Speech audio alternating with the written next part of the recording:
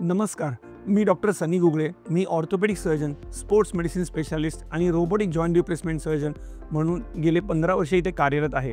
माझं happy joints clinic Pune Swargate इथे आहे.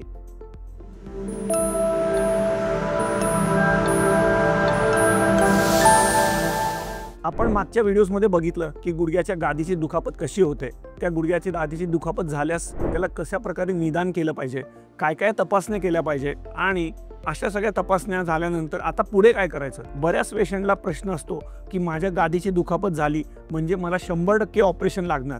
तर मला तुम्हाला ह्या व्हिडिओमध्ये सांगायचं आहे की गुडघ्याच्या गादीच्या दुखापतीनंतर कुठल्या पेशंट्समध्ये ऑपरेशनची गरज पडते आणि कुठल्या पेशंटमध्ये ऑपरेशनची गरज पडत नाही.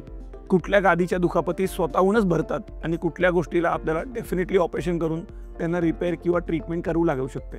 अशा भीतीमुळे बरेच पेशंट्स हे बरेच दीर्घकाळ डॉक्टरांकडे येतच नाहीत आणि त्यांना दाखवतही नाही. आपल्या आपच घरी काहीतरी ट्रीटमेंट करून, गोळ्या औषधं घेऊन, लेप लावून, तेल मसाज करून त्या गोष्टीवरती ट्रीटमेंट करतात. पण जर का ती किरकोळ दुखापत असेल तर कुठलेच डॉक्टर तुम्हाला ऑपरेशन सुचवणार नाही. आपली जी गादी आहे ती सी शेपची असते, म्हणजे समोरच्या बाजूला ती हाडाला जोडलेली असते, मागच्या बाजूला ती हाडाला जोडलेली असते. त्याचा बाहेरचा जो पोर्शन असतो त्याला कॅप्सुलर पोर्शन म्हणतात, आतला जो पोर्शन असतो त्याला फ्री पोर्शन म्हणतात. तर ही गुडघ्याची गादी कुठेही फाटू शकते. रूट टिअर्स म्हणजे समोरच्या बाजूला किंवा मागच्या बाजूला हाडापासून जर का ती उचकटली असेल तर अशा वेळेला ह्या दुखापतींना डेफिनेटली ऑपरेशनची गरज पडते आणि त्याला ऑपरेशन करून हे जे उचकटलेलं मूळ आहे ते आपल्याला परत जागेवर जोडायला लागतं. त्यानेच ती गादी स्थिर होऊन जाते. अजून प्रकारची दुखापत म्हणजे गुडघ्याची गादी, ह्याला रेडियल टिअर्स म्हणजे मधल्या बाजूने चिरली गेली आहे आणि ती पार पेरिफेरीपर्यंत फाटलेली आहे. असे जेव्हा टिअर्स असतात तर त्यांना डेफिनेटली ऑपरेशन करून गादी आपल्याला रिपेअर करायला लागते. बऱ्याच वेळेला गुडघ्याची गादी, ज्याला आम्ही बकेट हँडल मेनिस्कस टिअर म्हणतो, आपण MRI रिपोर्टमध्ये वाचताच की गादी आपली फाटली आहे आणि ती अडकली आहे. तर अशा वेळेला जी गादी अडकलेली असते ती जर का आपण तो गुंता सोडवला नाही तर ती अडकून त्या जागीच राहून अजून खराब होऊन जाते आणि खराब झाल्यावरती त्याला ऑपरेशन शिवाय आणि ती काढून टाकण्याशिवाय पर्याय राहत नाही. तर अशा वेळेला जेव्हा आपल्याला लॉकिंग सिम्पटम्स असतात की जिथे गुडघ्यावरती भार घेता येत नाहीये, पाय वाकवता येत नाहीये, पाय सरळही करता येत नाही, तर अशा वेळेला ह्या ऑपरेशन्सला इमर्जन्सी ट्रीटमेंट करून आपण ती गुडघ्याची गादी परत जागेवर पोझिशन करून तिला टाके मारून स्टिच करू शकतो. बऱ्याच वेळेला जिथे किरकोळ टिअर्स असतात की ज्याला फ्लॅप टिअर म्हणतो, छोटेसे टिअर्स असतात की जे सिम्प्टोमॅटिक नसतात, फक्त MRI मध्येच दिसतं की गादी फाटलेली आहे, किंवा पेरिफेरीला टिअर आहे जिथे कॅप्सुलर टिअर म्हणतो आम्ही की जिथे रक्तपुरवठा फार चांगला असतो, तर अशा गादीच्या दुखापतींना ऑपरेशनची गरज पडत नाही.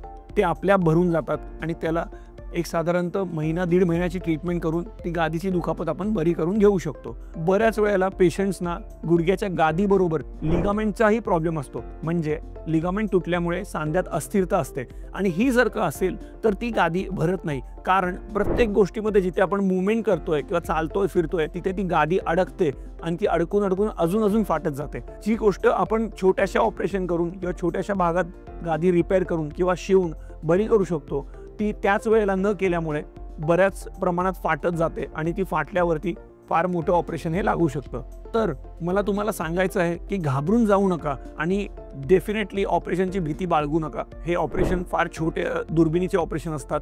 गुडघ्याला मोठी दुखापत किंवा ओपन चिरफाड करायची गरज पडत नाही. आपण पुढच्या व्हिडिओमध्ये बघणार आहोत की हे ऑपरेशन कसे असतात, काय काय प्रकारे केले जातात आणि त्याच्यावरती कशा प्रकारे आपण गादीचं दुखणं हे कम्प्लिटली बरं करू शकतो. तर न घाबरता आपल्या डॉक्टरांना भेटा आणि त्यांच्याकडनं गुडघ्याची तपासणी करून आपल्या MRI मध्ये काही प्रॉब्लेम असतील तर त्यांच्याकडनं त्याचे सोल्युशन्स जाणून घ्या. तुम्हाला अजून काही प्रश्न असतील तर माझ्या कमेंट बॉक्समध्ये टाईप करा. मी पुढच्या व्हिडिओजमध्ये त्याचं उत्तर डेफिनेटली देईन. माझ्या YouTube चॅनलला सबस्क्राईब करा आणि बेल आयकनला क्लिक करा.